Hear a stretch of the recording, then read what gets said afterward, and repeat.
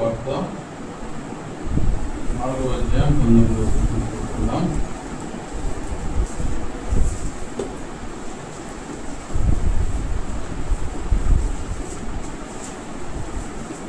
మత్తయి వార్త 4వ అధ్యాయం 18, 19 వచనాలు చదువుకుందాం. ఎవరైనా తీసుకున్న చదవచ్చు. Matthew chapter 4 verses 18 and 19. మత్తయి వార్త 4వ అధ్యాయం 18, 19. యేసు గలిలయ సముద్ర తీరమున నడుచుచుండగా పేతురు అనబడిన సీమోను అతని సహోదరుడైన ఆంద్రేయ అను ఇద్దరు సహోదరులు సముద్రంలో వల వేయుట చూచెను. వారు జాలరులు. ఆయన, నా వెంబడి రండి, నేను మిమ్మును మనుషులను పట్టు జాలరులుగా చేతునని వారితో చెప్పాను. వెంటనే వారు తమ వలలు విడిచిపెట్టి ఆయనను కనుగొలించి చిన్న ప్రార్థన చేస్తున్నాం. తర్వాత కార్యస్థలం ఉన్నటువంటి మాకు మీ సన్నిధిలో మేము చేరి ఉన్నాం. మీ వాక్యాన్ని చదువుతున్నాం. 10 నిమిషాలు మరి సన్నిధిలో చేరి వాక్య ధ్యానం చేయడానికి మీరే మాతో మాట్లాడండి. మాకు కావాల్సిన మాటలు మీరే అందించండి. తెచ్చుకుంటాను అన్ని మరుగుపరిచిన ప్రభావ ఎక్కడిద్దరు ముగ్గురు నామలు చేయడంతో వింటా ఉన్నారు. యొక్క వాక్యంలో నుండి మాతో మాట్లాడండి. ఆశలను స్థానాలను తృప్తిపరిచే తెలియడం కనుక ఆశీర్వాదం వేచి ఉన్నాం. మీరే మాట్లాడండి. మాకు తప్పకుండా మా రక్షకులు విమోచకులను నేర్పిస్తున్నాము.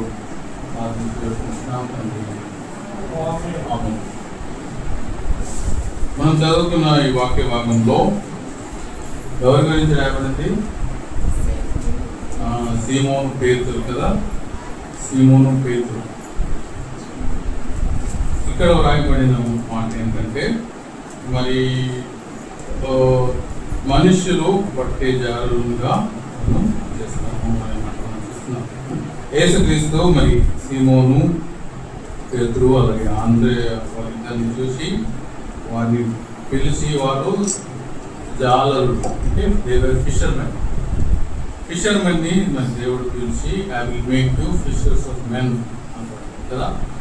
So that is our topic today. How they became జాలరుల నుండి మనుషులను పట్టే జాలరులుగా దేవుడు ఎలాగో వారిని మార్చాడు అనేది కొద్ది తలంలో మీతో పంచుకోవాలని ఆశిస్తున్నాము. మనకందరికీ తెలిసిన విషయాలే, కానీ మనకు ఆత్మీయ మేలు కొరకు దేవుడు వాక్యాన్ని తీర్చుకోవాలి. సో పేతురు గురించి మనకు అందరికీ తెలుసు కదండి. పేతురు గురించి మరి దేవుని వాక్యంలో అనేక స్థలాల్లో రాయబడింది. ఫస్ట్ ఇన్స్టెంట్ పేతురు మరి మొదటిగా యేసుక్రీస్తుని పేతురుని పిలిచిన మొదటి సన్నివేశం మనం చూసాం. ఫస్ట్ టైం మరి పేతురు మరి సీమోను పేతురు ఆంద్రేయ వారు చేపలు పట్టేటప్పుడు యేసుక్రీస్తు వారిని పిలుస్తాడు. రండి, నన్ను వెంబడించండి, కమ్ అండ్ ఫాలో మీ అని చెప్పి యేసుక్రీస్తు పిలుస్తాడు.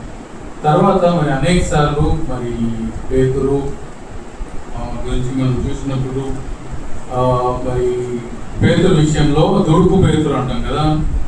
పేతురు మరి దుడుకు పేతురు విషయంలో 3 విషయాలు మీకు చూపించి మరి ఏ విధంగా దేవుడు వారిని ఫిషర్స్ ఆఫ్ మెన్ మనుషులను బట్టి జాలులుగా మార్చడానికి వారేం చేశారు, దేవుడు వారి జీవితంలో ఎలాగో కార్యం జరిగించాడనే జ్ఞానము ఈ మధ్యలో ఉంచాలని నేను ఆశిస్తున్నాను. మత్తయి వార్తలో మనం చూసినట్లయితే you can read Matthew chapter 26 verse 67.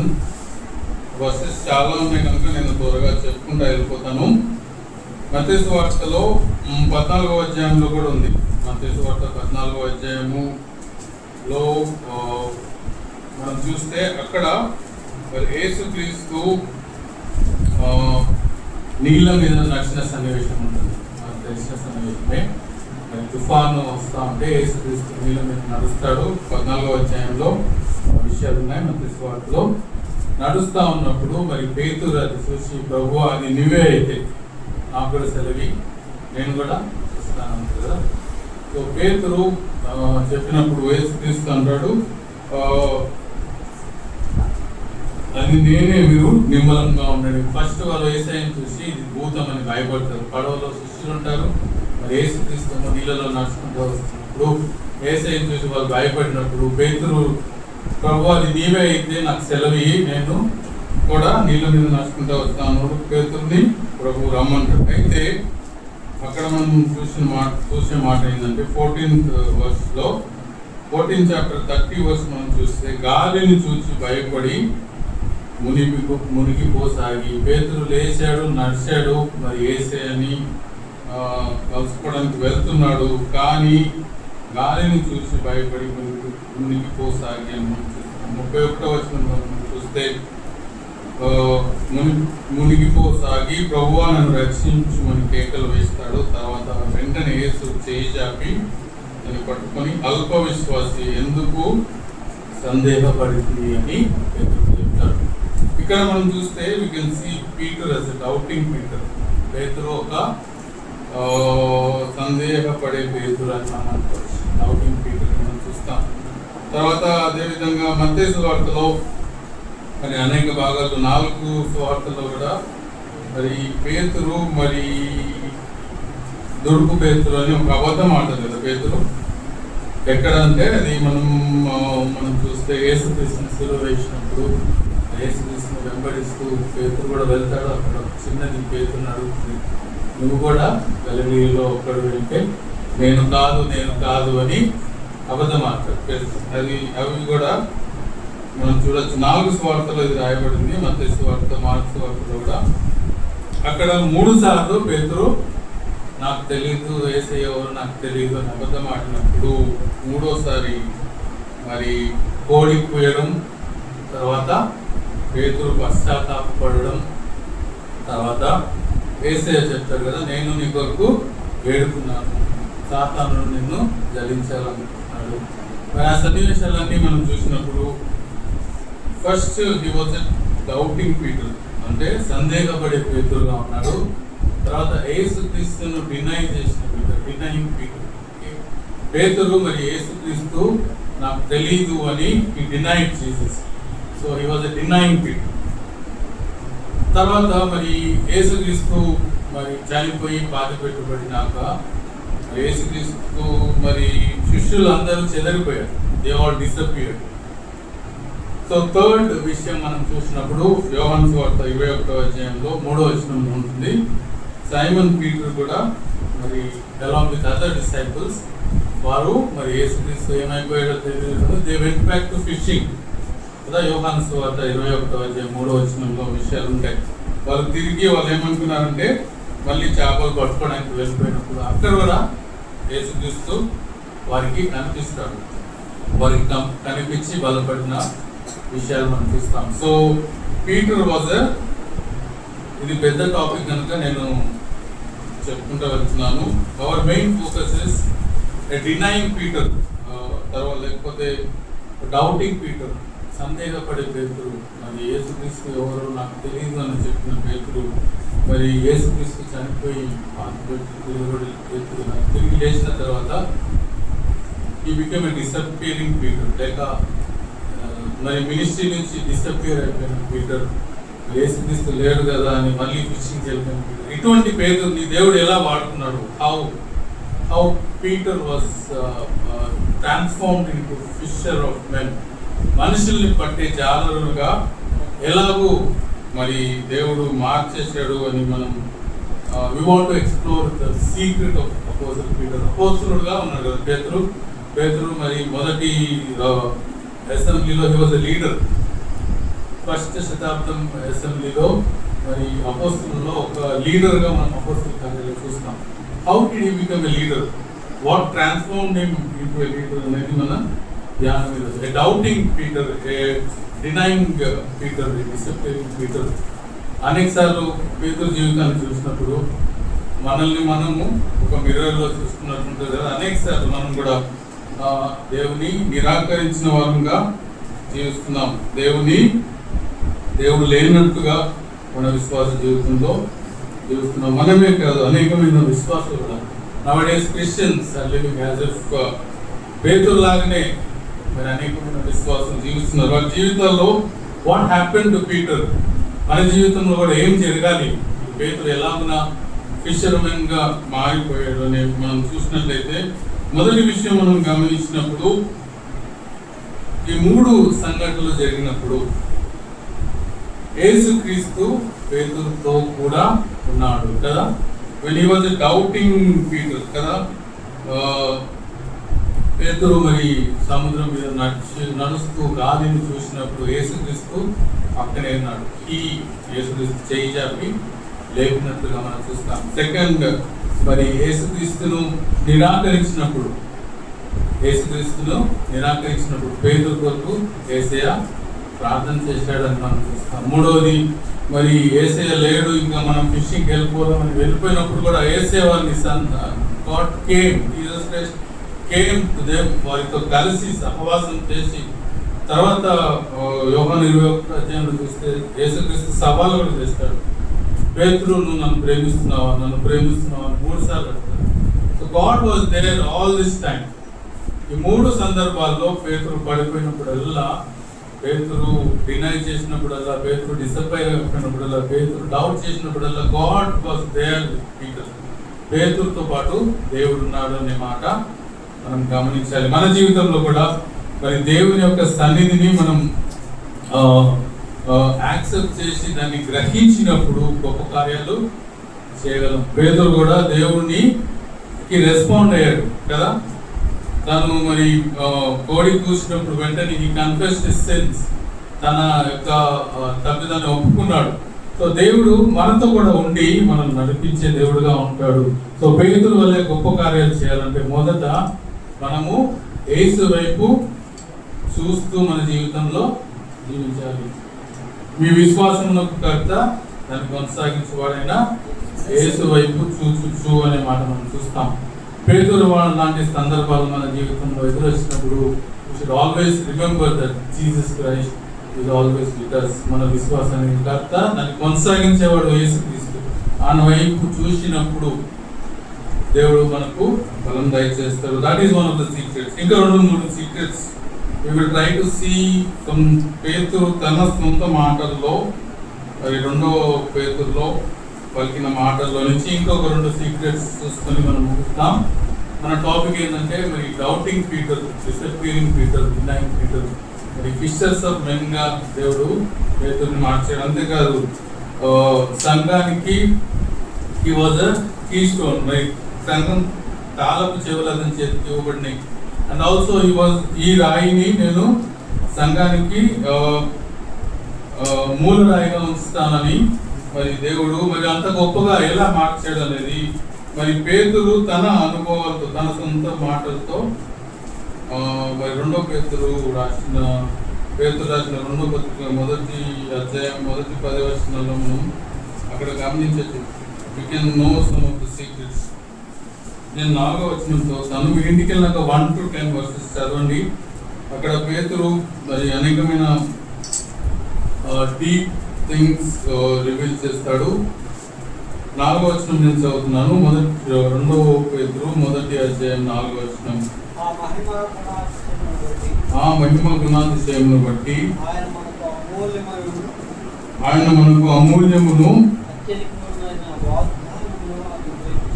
అత్యధికములైన వాగ్దానములను అనుగ్రహించి ఉన్నాడు. దురాశను అనుసరించుట వలన లోకమందున భ్రష్టత్వమును ఈ వాగ్దానముల మూలంగా మీరు తప్పించుకొని దేవ స్వభావమునందు పాలివారగునట్లు వాటిని అనుగ్రహించను అని మనం చూస్తాం.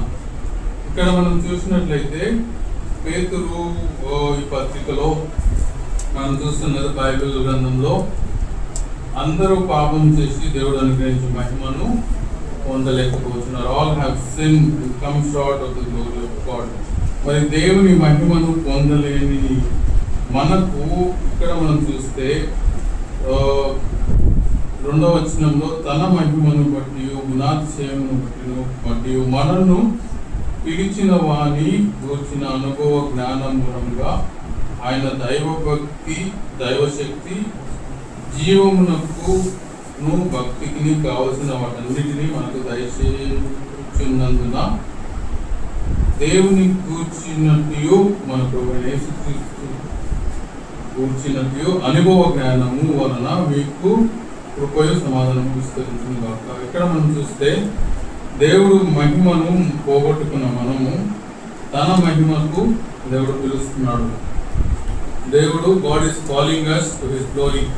అందరము పాపం చేసి దేవుడు అనుగ్రహించి మహిమను పొందలేని మనలను దేవుడు తన మహిమకు పిలుస్తున్నాడు అనే మాట మనం చూస్తాం. దేవుని యొక్క గుణాతిశయములను మనము ప్రచురం చేయడానికి ఆయన మనకు ఏమిచ్చాడంట, 4th verse అత్యధికమైన వాగ్దానములను మనకు అనుగ్రహించి ఆ వాగ్దానముల మూలముగా మరి దైవ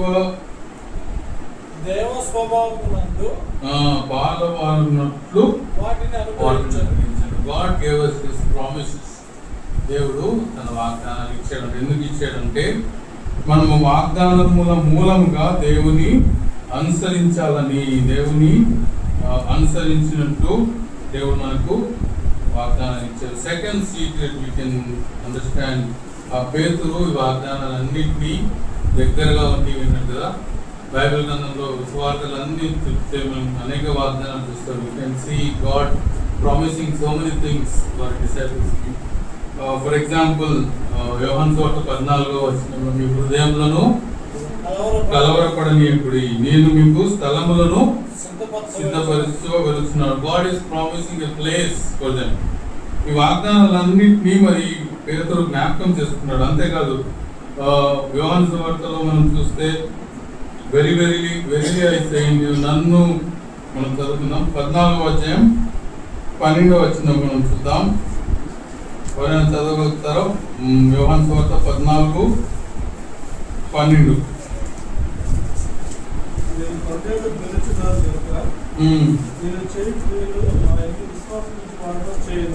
నేను చేయు క్రియలు నా యందు విశ్వాసం ఉంచువాడును చేయదు. దిస్ ఇస్ ఆల్సో ఒక ప్రామిస్ కదండి. దేవుడు చెప్తున్నాడు శిష్యులకి, నేను చేసేయి మీరు కూడా చేస్తారు. అంతేకాదు మరి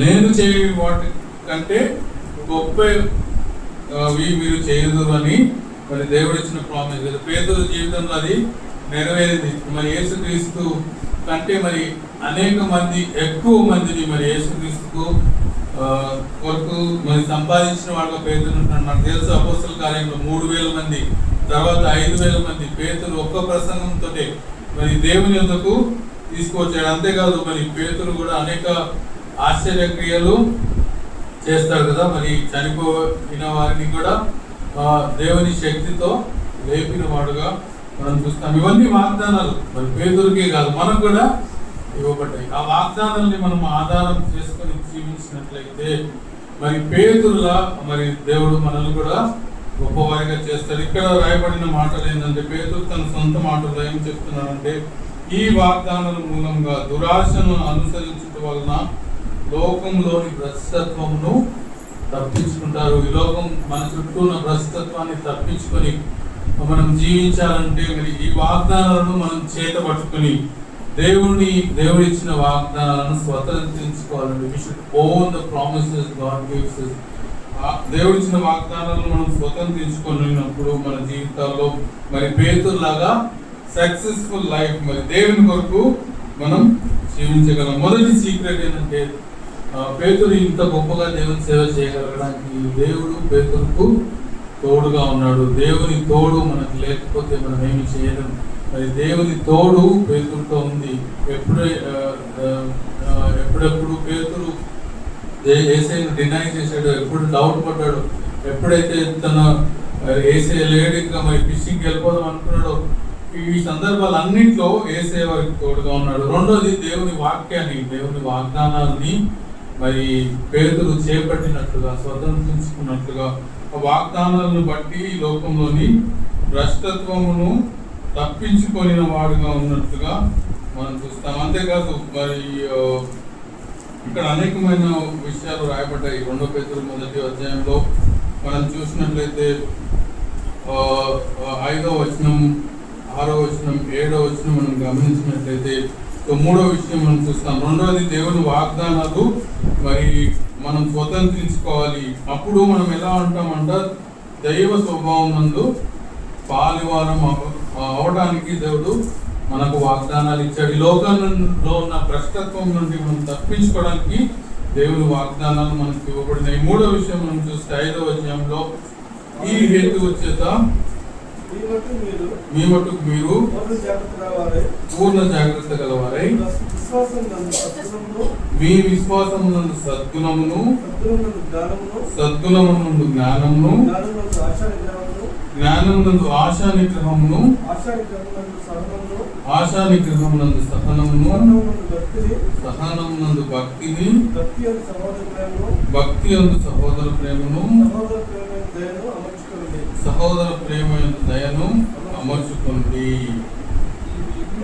ఇవి మీకు కలిగి విస్తరించిన ఎడలా అవి మన ప్రభువైన యేసుక్రీస్తును గూర్చిన అనుభవ జ్ఞానం విషయంలో మీరు సోమరులైనను నిష్ఫలులైనను కాకుండా చేయను అనే మాట మనం చూస్తాం. పేతురు బహుశా మరి దేవుని వాగ్దానాన్ని, దేవుని అనుభవ జ్ఞానాన్ని పొందాలంటే ఇవన్నీ చేయాలి. విశ్వాసం నందు సద్గుణము, ఇవన్నీ అమర్చుకోవాలి. ఇవన్నీ చూస్తుంటే ఒక వచనం గుర్తు రావట్లేదు మనకి. గలతీయులకు రాసిన పత్రిక 5:22లో ఆత్మఫలాలు ఉన్నాయి కదండి. ఆత్మఫలాలు ఇవన్నీ కూడా ఆత్మఫలాలు, ఇవన్నీ కూడా అక్కడ మెన్షన్ అయింది. ఇంటికి వెళ్ళి చూసుకోండి. ఇందులో 5 విషయాలు ఉన్నాయి. ఈ 5 విషయాలు కూడా మరి గలతీయులకు రాసిన పత్రిక 5:22లో మరి దాదాపు అన్ని ఇక్కడ మెన్షన్ అయినాయి.